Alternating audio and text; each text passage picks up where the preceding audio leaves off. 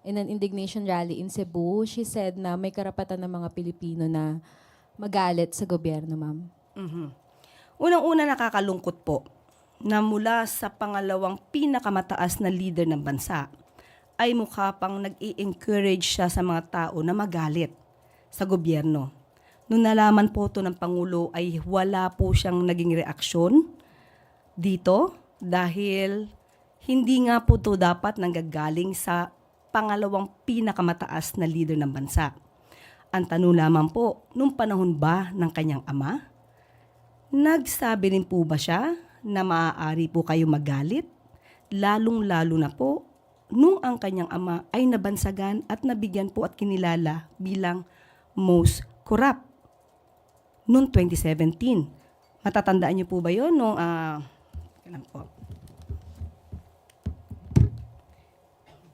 Noong 2016 ay runner-up lamang ang Pangulo. Ito. Noong 2016, runner-up lang si Pangulo bilang most corrupt. Siya ay kinilala ng Organized Crime and Corruption Reporting Project. Pero noong 2017 ay nag-level up si dating Pangulong Duterte at siya na po yung naging awardee at kinilala ng People of the Year being the most corrupt. At inamin din naman po niya sa kanyang statement ni Pangulong Duterte na siya ay corrupt at siya ay nagnakaw. Pero naubos na nga lang. Natatandaan niyo po ba yon? Because meron pa po ako ditong statement niyan. Okay? So, ang tanong lamang natin, yung ba ay hindi niya man lang nasabi na dapat na merong karapatan ang taong magalit. And at the same time, wala po tayong nadinig sa Pangulo kahit ano pa ang naging di umanong anomalya ng DepEd sa pamumuno ni VP Sara. Lalong-lalo na nung nasayang ang pondo sa mga pagkaing na bulok lang na intended sana sa mga estudyante, lalong-lalo na sa mga maralitang estudyante. So being the Vice President, siya bilang Vice President, mas maganda po sana kung siya ay mag-i-encourage sa mga tao na makipagtulungan na lang instead of having this feeling of hatred against the government. Mas maganda po na sabay-sabay sana tayong umangat kesa sa may mga ibang tao na gusto magpabagsak ng gobyerno.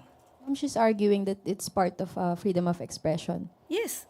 Wala po tayong masasabi kung kanyang ine-express ang kanyang damdamin. Pero bakit naman ngayon lang? Mas marami naman din pong nangyari nung panahon ng kanyang ama. So parang ang pag-encourage po ba niya na magalit ang tao, meron po ba itong link doon sa sinasabing destabilization? At pinapatungkulan palagi na ang taong bayan ay dapat nang kumilos laban sa gobyerno. Ma'am, nabanggit niyo po kanina wala pong reaksyon si Presidente. So nakakausap niyo po ba siya tungkol sa mga ganitong pag may banat po yung mga Dutertes against him? Tinanong po natin yan sa PCO na nakipag-usap kay Pangulo dahil tinanong natin, definitely alam natin na ito ay magiging issue. Ang tinanong po natin, ano po ba ang reaksyon ni Pangulong Marcos? Kilala po natin ang Pangulo. Hindi siya agad-agad nagre-react sa mga ganito.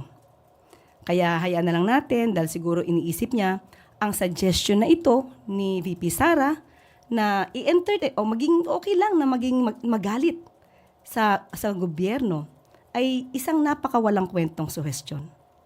Thank you, ma'am. Maricel Halili, News 5. Ma'am, magandang umaga po. Good morning. Ma'am, you mentioned earlier about destabilization. What do you mean by that? Meron po ba kayong natanggap na information about anything about this staff?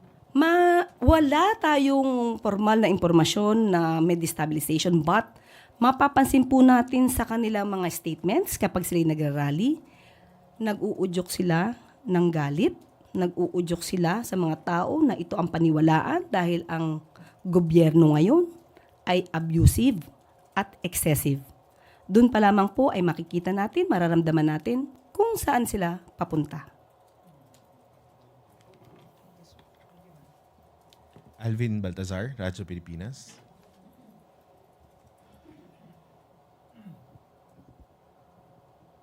Yusek, follow up lang po doon sa issue. Yung bang ganong mga pronouncement, statement, being a lawyer, Yusek, pwedeng ma-classify as inciting to sedition? Ang alin po doon? Yung, Yung pahayag magagalit? Hindi pa po. Maybe one step towards that. Pero hindi pa po. Salamat po, Yusek. Sam Medinilla, Business Mayor. Hey, good morning, ma'am. Na-mention po nila na mas gusto po nila sana na si Vice President Sara Duterte na mag-focus on doon sa mga statements na makakatulong productive for the government.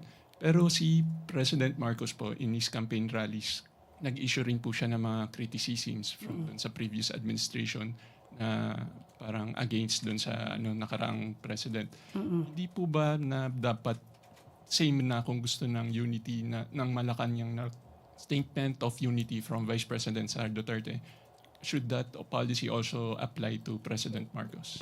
Tandaan natin, kung mapapansin ninyo at kung matatandaan ninyo, ang mga binanggit sa una kick-off rally ng Pangulo ay naaayon naman sa records. Naaayon naman sa pangyayari. At ang isa sa pinag-usapan na natin to, ang tingin natin sa isa sa nag-trigger ay yung patungkol sa nagde-deliver ng suka. Tandaan nga natin, inuulit ko, hindi po walang pinangalanan ang Pangulo dito. At nung sila ay sumagot muli, hindi po ba karapat-dapat din na sumagot ang Pangulo na nang-aayon din naman po sa kanyang mga records, sa kanyang mga naobserbahan. Hindi lamang po kasi dapat ang ibang partido o ibang tao ang maaari magsalita patungkol dito. Karapatan din po ng Pangulo na magsalita kung ano po yung kanyang damdamin. Ito naman din po ay para mapakita sa tao kung ano ba yung katotohanan. Mahirap po na yung isang parti lang ang sumusuntok.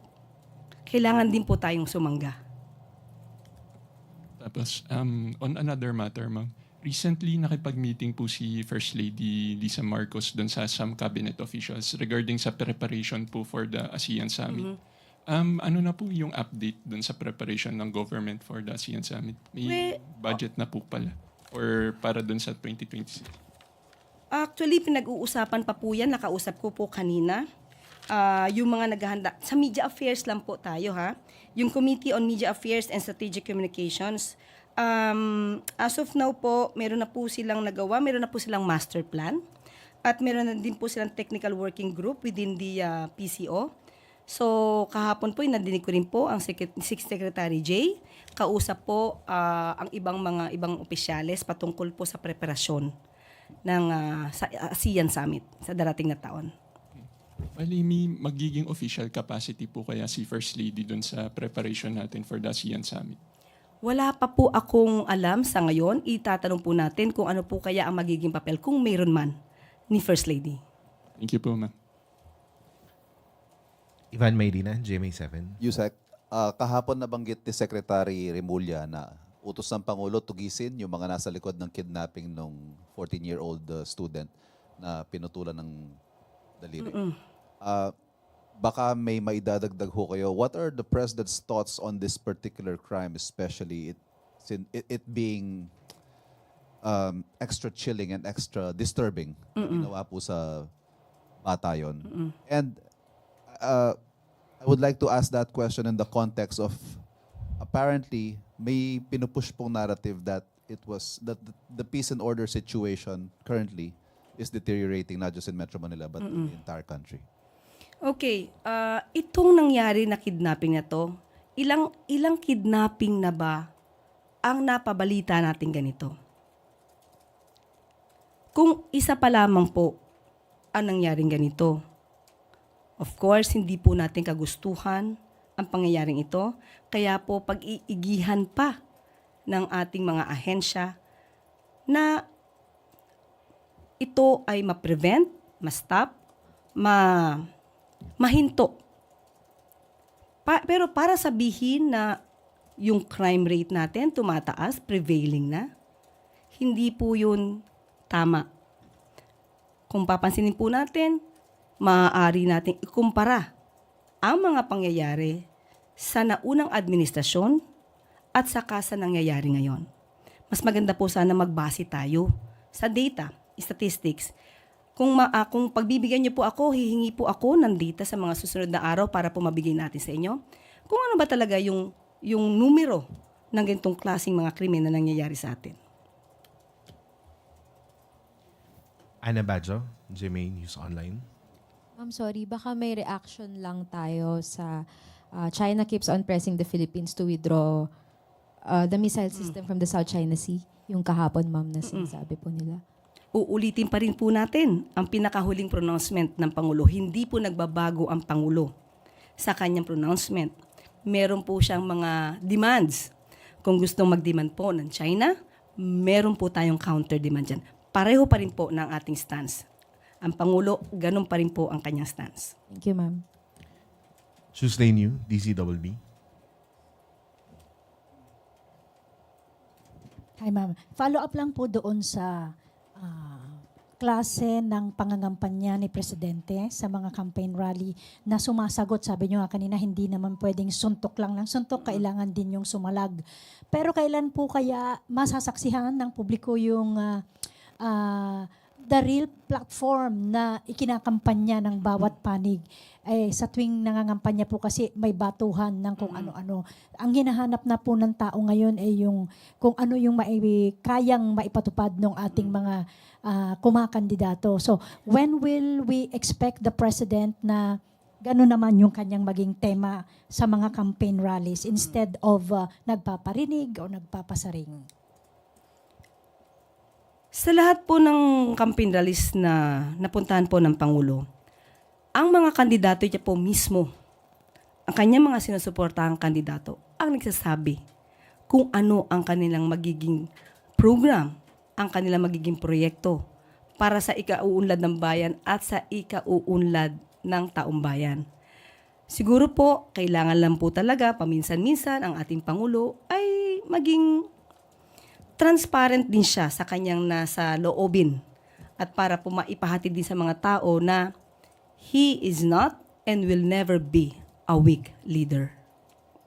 Thank you, ma'am. Jean Mangalus, Philstar.